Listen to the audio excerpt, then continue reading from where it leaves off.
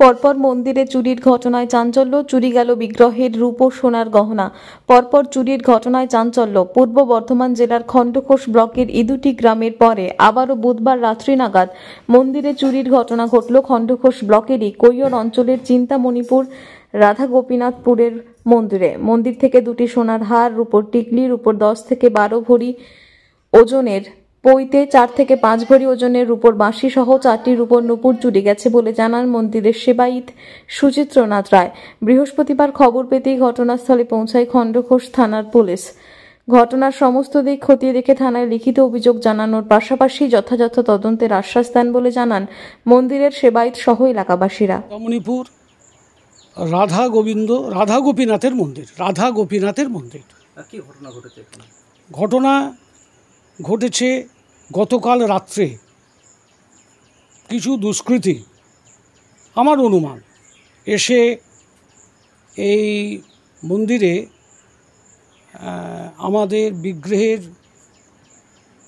যে গোপীনাথের একটি হার, রাধারানীর একটি হার, রাধারানীর রূপোর টিকলি, গোপীনাথের রূপোর 10 থেকে 12 ভরির উপরে একটি ওজনের পৈতে,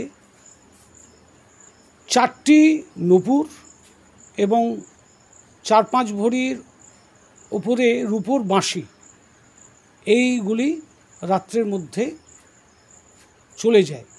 এবং গতকাল রাত্রে শক্তভাবে চাবি দেওয়ার পরও সবচেয়ে অবাক হয়ে যাচ্ছি যে পুলিশ এই এনকোয়ারি এলো, যেটা আমরা ভেবেছিলাম চাবি ভাঙা, কিন্তু চাবি কিন্তু অ্যাজ ইট ইজ লাগছে।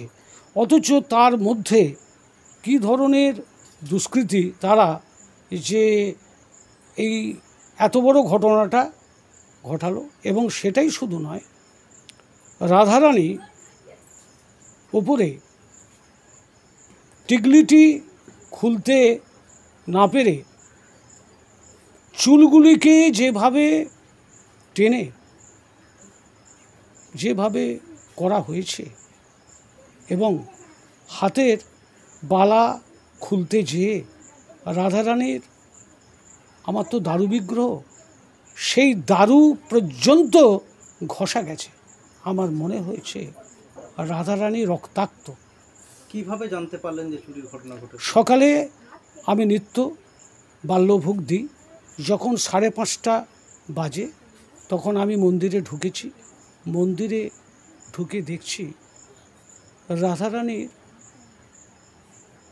চুল উস্কো খুস্কো, বাঁশি তো খুলে রেখে শোয়ানো হয়, বাঁশির মানে খোঁজ করাতে আমি দেখছি বাঁশি নেই। তারপরে দেখছি সোনার হার নেই, একটা অলংকার যা ছিল একটাও নাই। গতকাল রাত্রে মন্দির কখন বন্ধ করেছিলেন? সন্ধ্যে 7:10। তারপরে কি বা আর কাউকে এদিকে ঘোরাফেরা করতে দেখেছেন? সন্দেহ হচ্ছে এমন কোনো ব্যক্তি? কালকে বিশেষ করে আমি একটু বাইরে কাজে গিয়েছিলাম, আমি এসেছি রাত্রি 8টায় নিয়ে। তারপরে যখন সকাল হয় আমি মন্দিরে যা আসার নিয়ম সেইভাবে এসেছি। এসে এই অবস্থা আমি বিগ্রহের দেখেছি। আমি খুব মানসিক যন্ত্রণা পাচ্ছি। কি মনে করছেন, কে বা কারা এই কাজ ঘটাতে পারেন, কিছু মনে করতে পারছেন? দেখুন, যারাই করুক তার তো দুষ্কৃতী, চোর। তা এখন অনুমানের ওপরে তো সবটা বলা যায় না। আমরা চাই উপযুক্ত চোরকে ধরে তার শাস্তি। পুলিশ এসেছিল, পুলিশ ইনকোয়ারি করে গেল। পুলিশ বলেছেন সর্বরকমের সহযোগিতা করবেন, থানায় একটি লিখিত কমপ্লেন দিতে হবে, তারপরে ওনাদের যা করণীয় ওনারা যথাযথভাবে চেষ্টা করবেন। আপনার নাম আর পরিচয়? নাম হচ্ছে সুচিত্রনাথ রায়। আপনি এই মন্দিরের পুরোহিত? আমি এই মন্দিরের পুরোহিত।